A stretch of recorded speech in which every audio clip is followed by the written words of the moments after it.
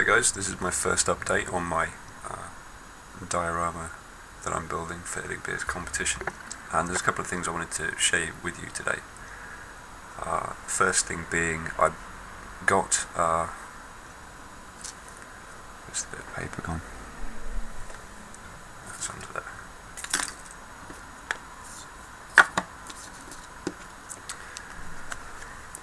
I picked up this guy, the Tale of War thing from it doesn't actually say where it's from, the company's from. Anyway, picked up this miniature.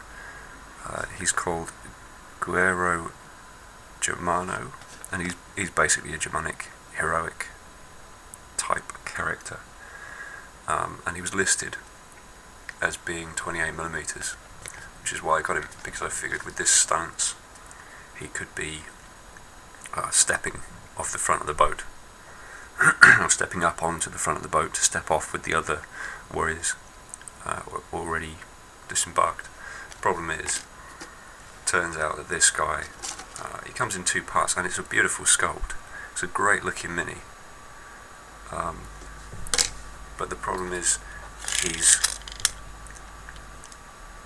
38mm tall instead of 28, so he doesn't fit in with the other Vikings and Germanic warriors that I have. These are the Vikings, and you can see just at a glance, if I get it in shot, he is significantly larger, obviously 38mm instead of 28. So what I'm actually going to have to do is either not use him, which I want to use him because he's a great looking guy and he fits on the boat brilliantly, and this is the boat that I got. This is a Verlinden boat that's kind of mostly pre-made. It's got a couple of bits that need to be stuck on it, and this, I figured I could turn this into a more Germanic looking boat by adding a little bit on the front, because they tended to have, not like the Viking ones where they had, anyway, I can fix this up to make it look a bit more fitting, or just leave it as it is.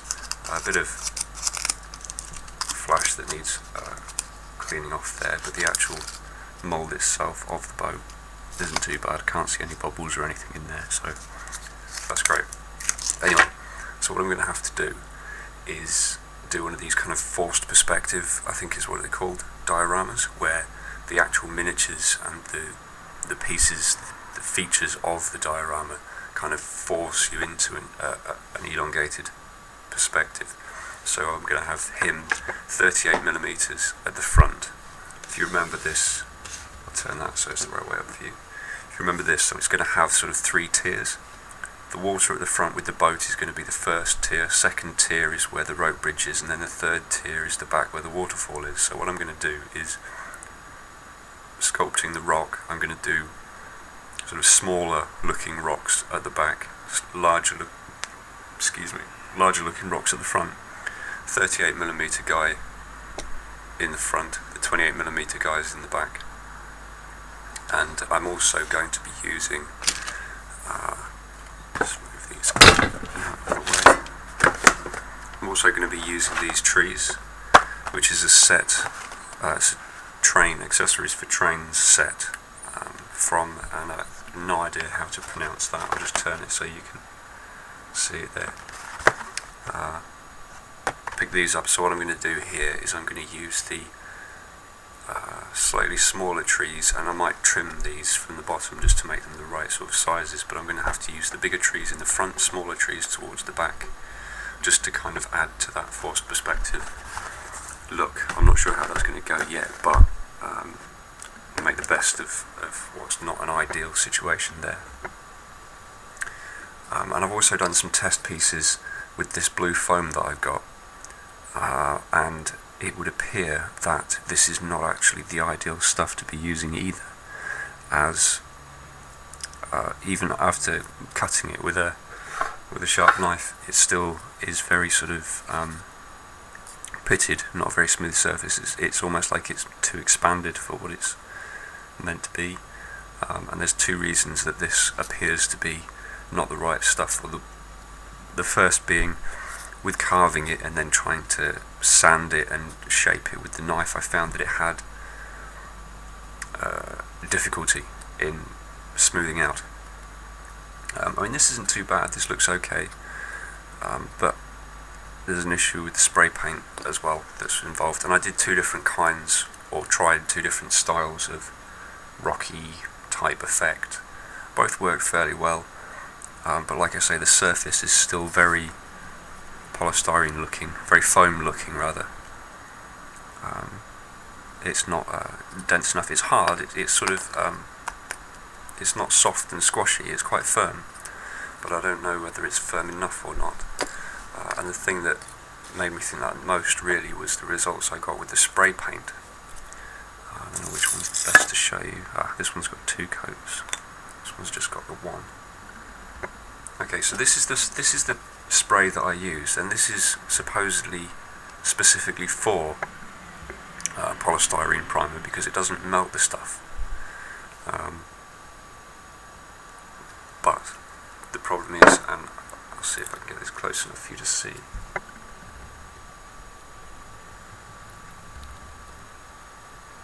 See, it hasn't covered it. It hasn't got into the gaps because the surface isn't smooth enough. It's kind of gathered on the top surfaces and not gotten down into it. And this piece, there were two coats on here, and the two coats did cover slightly better, but it's still not a great surface. It still leaves a very rough surface, so that's not ideal. I did try out, there it is, the still water effects as well. This on just bare foam to see how it affected it, and it has dried hard, which is good to see. It doesn't look like it's done much damage to the foam, although it's hard to see, and it did shrink quite a bit, but that was to be expected. I tried doing a sort of a deep crater here after spraying this with a couple of very thick coats of the spray paint, and see if I can get it to catch the light. Well, I guess you get the idea anyway. This, in the bottom here, when I poured this stuff in, I kind of poured it from around the top edges and let it sort of fall down into the crater, and at the very bottom it has kind of the sides have kind of pinched in where it's kind of shrunk, and the skin obviously has then been pinched together, bunched together as the stuff underneath is set. But that was incredibly deep there. I say incredibly deep. They recommend a 2mm layer and then another over the top if you want deeper water, and so on. This, I would guess, was probably about 3/4 of a centimetre deep, so I'm not surprised that that had an adverse effect in there. More tests to come on that. I did get some, or do have some Army Painter spray paint, and I used the matte black to spray on this piece just to see what would happen, and this very much more obvious the surface issues that I was having with the other spray paint. It's not focused. But yeah, I haven't tried putting on multiple coats here. This was just like a test piece because I was assuming that this was going to melt stuff. It doesn't look like it did too much. Maybe it did a bit. I'm not sure. Anyway, that's not going to be a good way to spray it. So, what I'm going to do to try and get around this issue with the surface of the foam is I got some, what I believe is kind of the UK equivalent of spackle, which is a jointing compound. And I've never got the stuff before, I've never used the stuff before, but as far as I can tell it comes as a powder that you then mix into water and it turns into this kind of pasty stuff, so you can control the consistency a bit, and then it goes off, hardens with little shrinkage, and I don't know yet how it's going to be a test. But what I'm effectively going to be doing is the rocks won't be this small, they'll be larger rocks, because it's going to be sort of earth. The ground is rocky rather than there being rocks on the ground. But I'm going to see if I can mix up sort of quite a heavy or a thick mixture of the jointed compounds so that it'll hold the shapes and not kind of self-level itself too much. I don't know how it works, but I'll find out, and then effectively I'm just going to skim over the rocks that I carve into the foam, and that I'm hoping will give me a surface that will be ideal. I mean, it says it can be sanded and stuff, so I'm assuming it dries rock hard, and then it will be ideal for just spraying over the top of, and then I won't need to worry about the foam melting, disintegrating, not covering properly, things like that. It'll also give me some leeway to kind of play with sculpting some of the detail on the rocks as well, I should think. But we'll see how that goes. That is a test that will be coming up probably next week, depending on how long it takes the stuff to arrive. But yeah, that's it for now, guys.